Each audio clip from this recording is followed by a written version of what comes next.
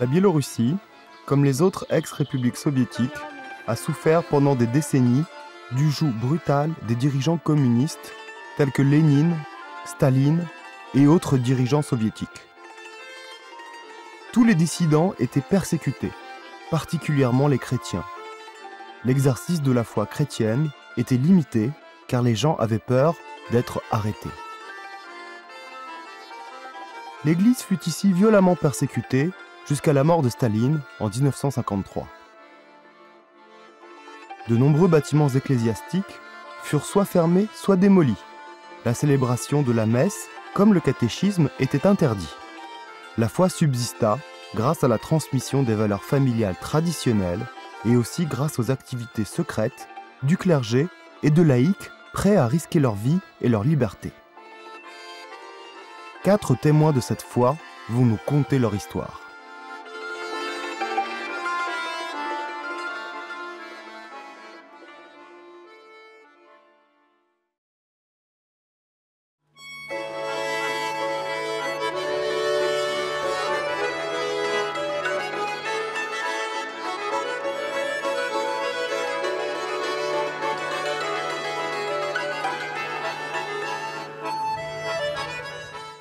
Je suis né en 1946 dans le petit village de Odelsk, très près de la frontière polonaise. Le village était à 100% catholique. Les habitants avaient une foi tellement forte.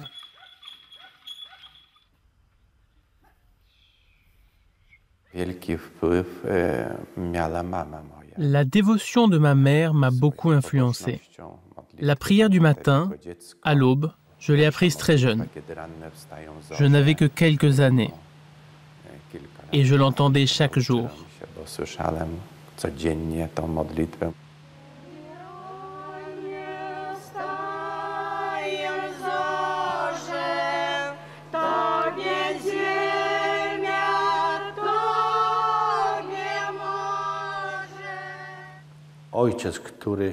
Mon père a également participé à la construction de ma foi.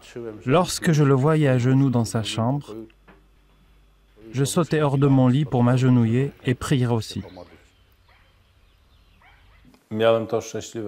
J'avais la grande chance, contrairement à nombre de mes contemporains, de n'être qu'à 2,5 km de l'église la plus proche.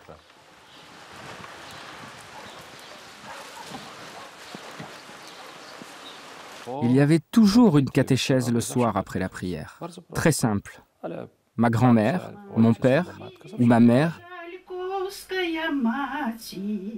me demandaient de réciter le Notre Père, le Credo, les Saints Sacrements.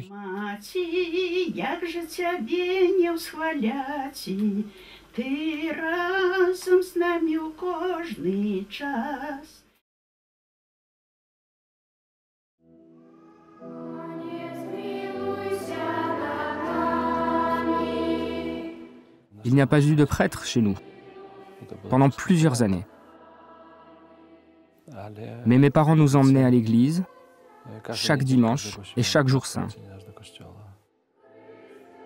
L'enfant que j'étais grandissait avec la conviction que le dimanche était le jour du Seigneur, le jour saint. Il y avait un rosaire, le chemin de croix, les messes mariales. Parfois, des étrangers me demandaient « Pourquoi y aller s'il n'y a pas de messe ?» Si, il faut y aller.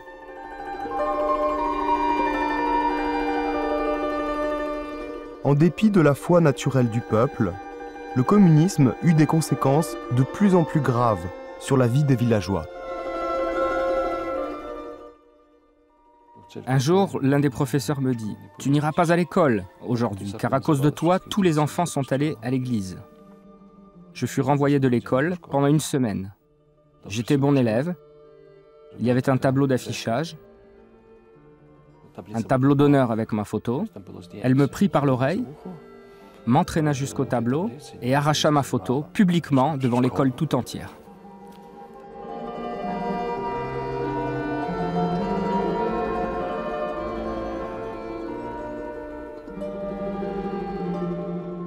En effet, à l'école, on nous disait que Dieu n'existait pas, que nos parents étaient des ignorants, que nos grands-parents n'y comprenaient rien.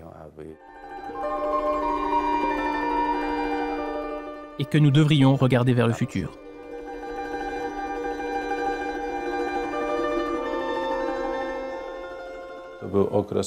C'était une époque d'athéisme militant. Je me souviens, quand j'avais 12 ans, les croix dans nos villages étaient détruites, mises en pièces. Cela, vraisemblablement, devait être un ordre des autorités athées.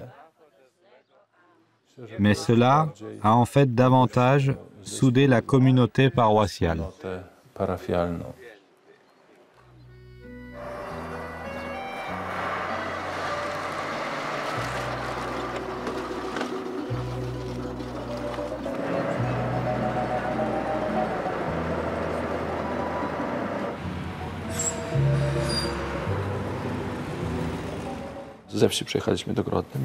Nous sommes venus de la campagne pour habiter Grodno.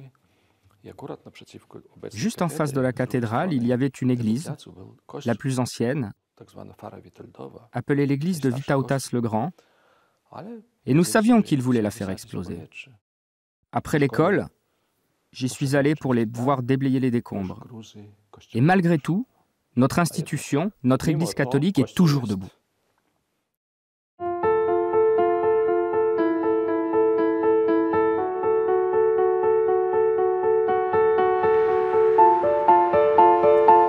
La Biélorussie fut la première ex-république soviétique où fut ouvert un séminaire catholique. Le séminaire démarra ses activités le 1er septembre 1990 à Grodno, grâce à l'initiative de l'évêque Tadeusz Kondrusiewicz, administrateur apostolique de Biélorussie. Jusque-là, il n'y avait que 2 séminaires catholiques dans toute l'Union soviétique, en Lituanie et en Lettonie. C'étaient toutefois les autorités communistes qui dictaient le nombre de candidatures qu'un séminaire pouvait accepter et aussi le nombre de séminaristes pouvant être ordonnés. Les jeunes hommes ne pouvaient découvrir leur vocation qu'au contact de la foi de leurs proches. De nombreux prêtres étaient formés et ordonnés en secret.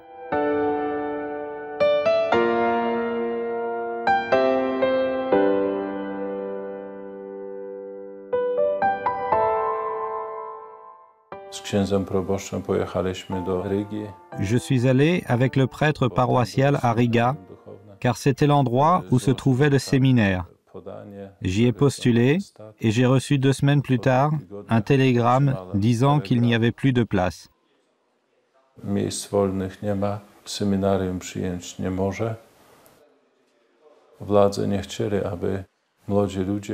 Les autorités ne voulaient pas que les jeunes Biélorusses deviennent prêtres.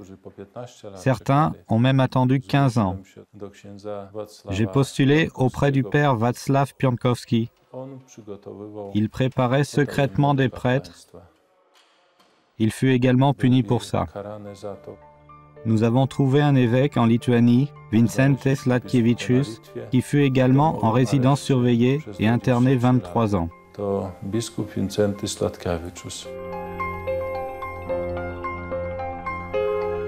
Władzom się nie spodobał, ponieważ bez Les autorités ne l'aimaient pas du fait de son intronisation comme évêque sans leur permission.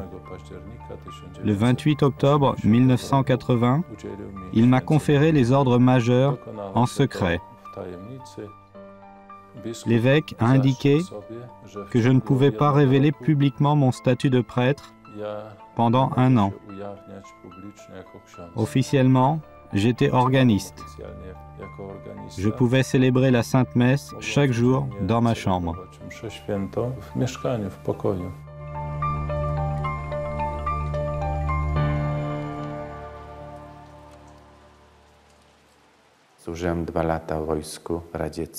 J'ai servi 2 ans dans l'armée soviétique.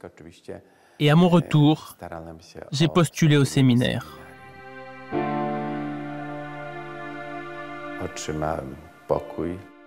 Je vivais dans une chambre avec 7 séminaristes.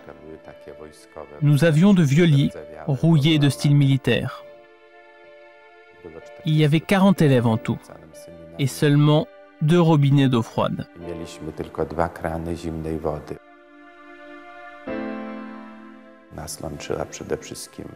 Notre foi nous unissait, l'ardeur de devenir prêtre, pour pouvoir ensuite la transmettre à notre prochain.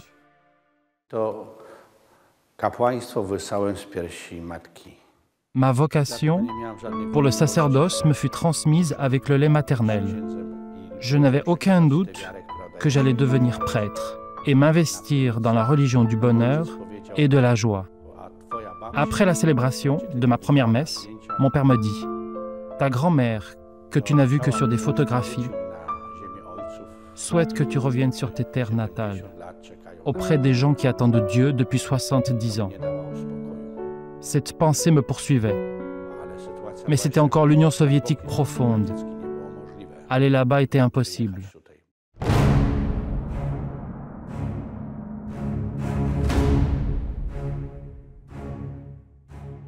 L'Église affrontait un ennemi dont l'objectif était très clair.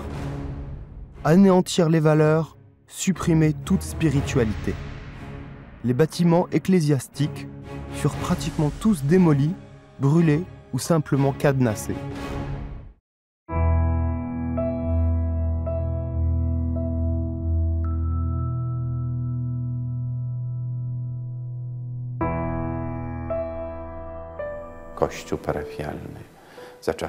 L'église paroissiale était fermée à l'époque communiste.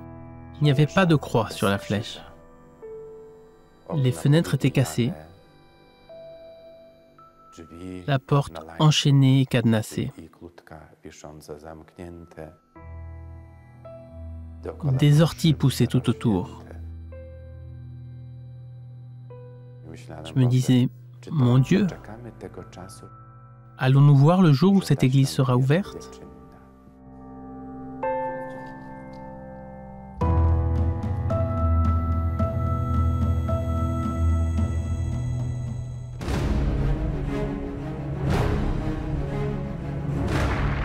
Presque tous les prêtres catholiques étaient polonais à l'époque où fut imposé le régime communiste dans l'actuelle Biélorussie.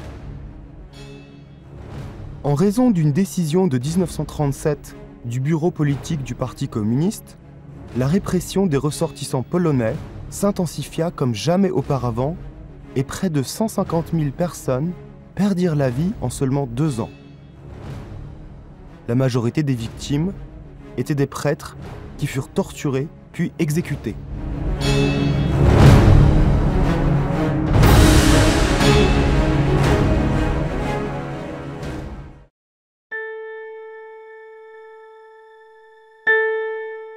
Après la mort de Staline en 1953, certains prêtres furent autorisés à reprendre leurs activités pastorales, mais seulement dans des régions déterminées. Tout manquement aux règles impliquait une punition immédiate.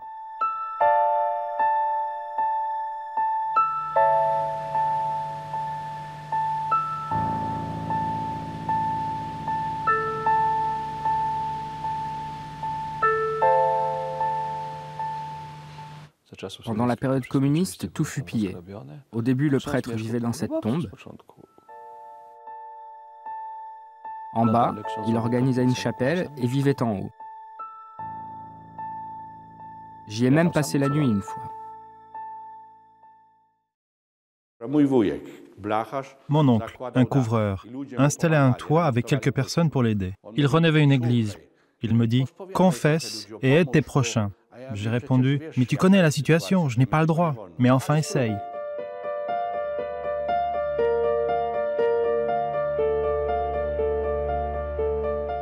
J'ai réussi à confesser 3 personnes avant que la milice locale n'arrive et ne me chasse.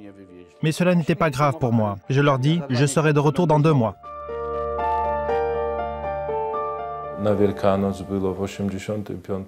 Pendant la Pâque de 1985, ils me dirent que si je célébrais la Sainte Messe, ils fermeraient l'église et la détruiraient.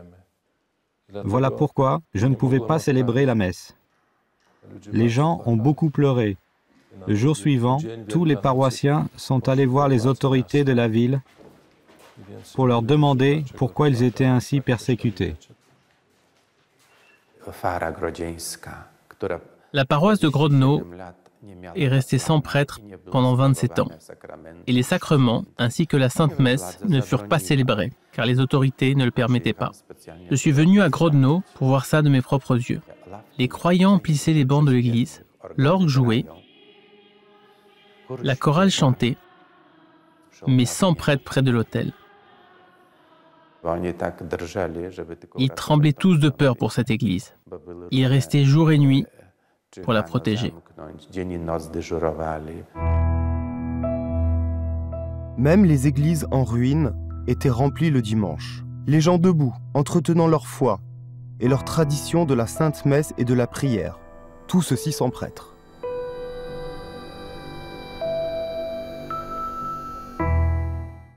Notre cœur se brisait à la vue du sacristain qui apportait l'habit sacerdotal au début du service, le déposait sur l'autel et posait ensuite le calice. Le même sacristain, revêtu d'une aube, dirigeait ensuite les prières.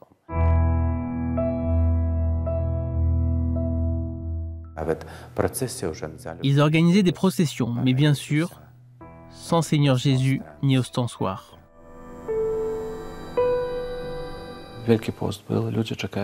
C'était le carême, les gens attendaient, mais il n'y avait pas de prêtre. Que faire? Une femme ramassa une croix, la plaça dans le confessionnal et dit « Hommes, femmes aussi, à la confesse !» Prêtre est le représentant du Christ. Il n'y a pas de prêtre, mais le Christ lui-même est ici. Tous à la confesse.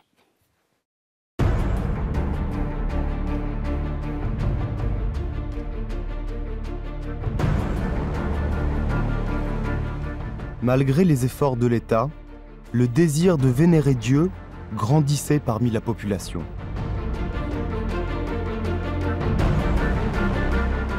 Une grande partie du clergé, mais aussi des laïcs, furent forcés d'entrer dans la clandestinité. Les sacrements étaient administrés en secret. J'avais 5 messes à célébrer. Je me levais à 6 heures du matin.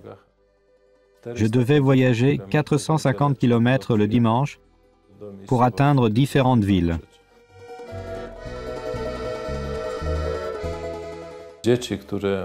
Les enfants, qui étaient partis pour le travail, revenaient en visite chez leurs parents durant l'été et demandaient à être mariés, confessés ou bien à baptiser leur enfant. J'ai apporté une petite figurine de Jésus-Christ nouveau-né.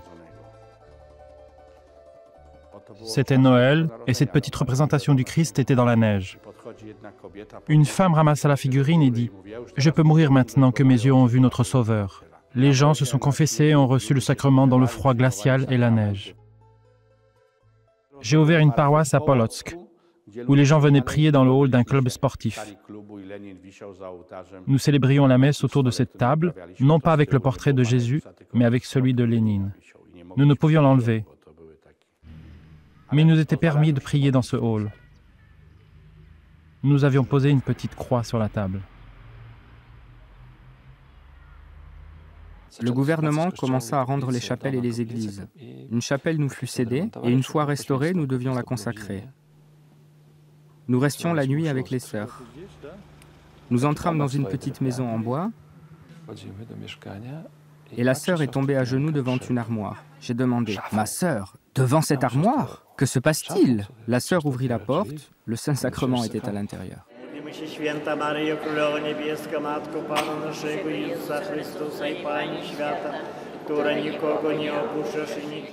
Un samedi saint, j'ai d'abord confessé des fidèles dans une première église, puis dans une seconde église franciscaine. J'ai vu un homme assis sur un banc, regardant dans ma direction. J'ai confessé tout le monde et, alors que je passais non loin de lui, il se précipita vers moi, un inspecteur ecclésiastique de Minsk. « Alors, dit-il, beaucoup de travail ?»« Oui, beaucoup, car il n'y a pas de prêtre. »« Effectivement, et c'est pourquoi je suis ici. » « Mon père, peut-être pourriez-vous enseigner à ces garçons pendant quelques mois. » « Quelques mois? Qui va les ordonner? » « Qui va les ordonner? » Alors vous refusez, mon père? Je refuse. Il savait que les choses allaient changer. Il voulait commencer à apaiser leurs relations avec l'Église.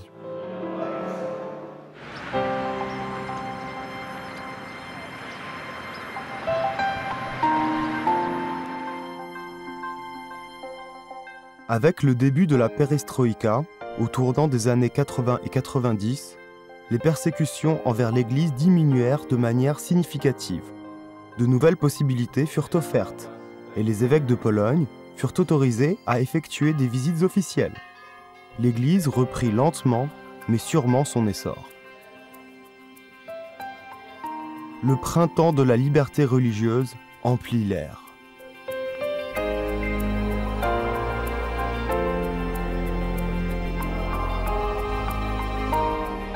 Les autorités commencèrent à rendre église et chapelle. Les gens eux-mêmes se mirent à travailler dur pour le renouveau de leurs églises. Ce qui avait été pendant de nombreuses années détruit et pillé était finalement reconstruit et rénové.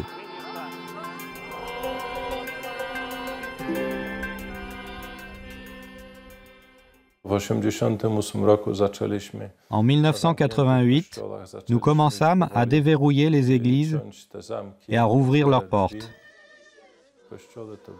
Les bâtiments étaient dévastés, sans toiture et les églises en ruine, mais les gens venaient.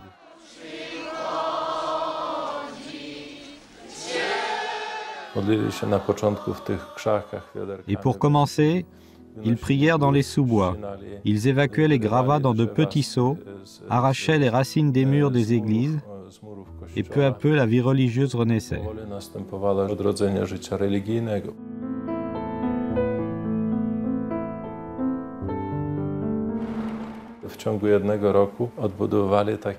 Dix lieux de culte tout aussi délabrés furent reconstruits en une année. Les gens offraient argent et matériaux pour reconstruire leur église.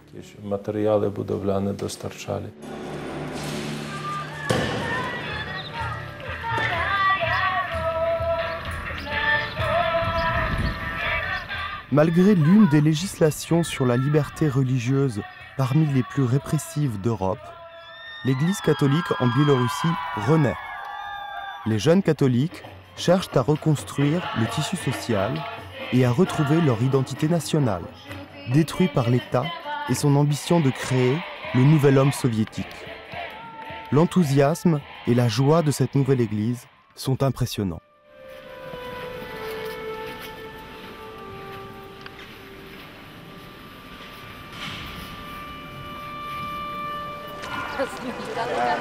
No, ministrantes, pochwalony Jezus Chrystus. Ale wy krasiwo смотрите. Bo ksiądz biskup jak był u nas w kościele, Да? это mu położył na głowę Повторим, swoją, чтобы да. он помнил. Чтобы он помнил, что он должен быть biskupом. No to будешь biskupом, молюся за тебя. Хорошо.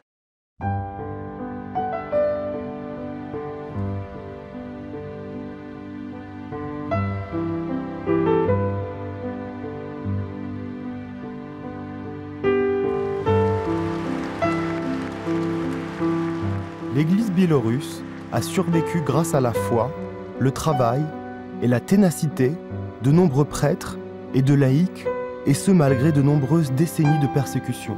Le témoignage d'une foi vivante, transmise de génération en génération, de père en fils, a inspiré de nouvelles vocations au service du peuple.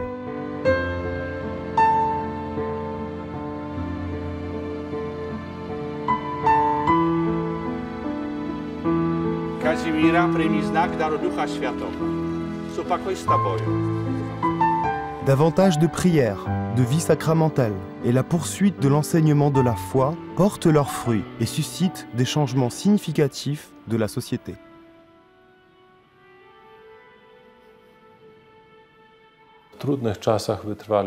Nous avons survécu à des temps difficiles. Je crois dans le témoignage de la foi de mes parents, dans l'environnement dans lequel j'ai vécu, mais aussi dans le dévouement des prêtres. J'ai été formé par des prêtres qui ont survécu au goulag.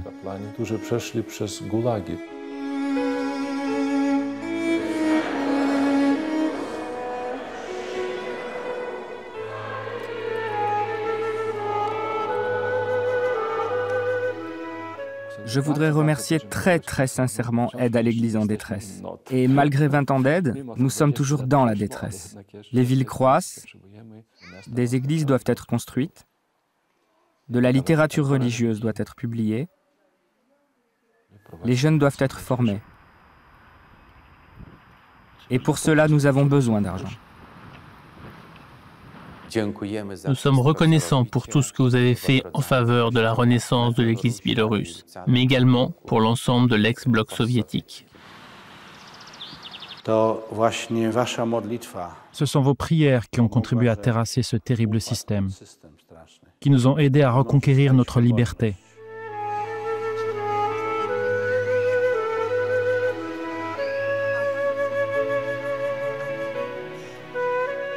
Ne nous quittez pas.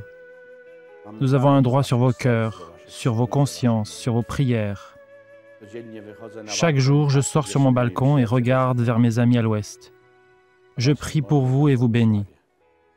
Et très fort, je souhaite que tous vos rêves et aspirations se réalisent.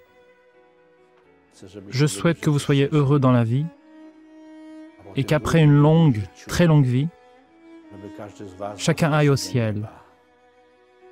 Moi aussi, je fais de mon mieux pour aller au ciel. C'est pourquoi je ne pense pas me tromper beaucoup si je conclus en disant « Mes très chers, tenez le cap, soyez courageux et à bientôt au paradis. »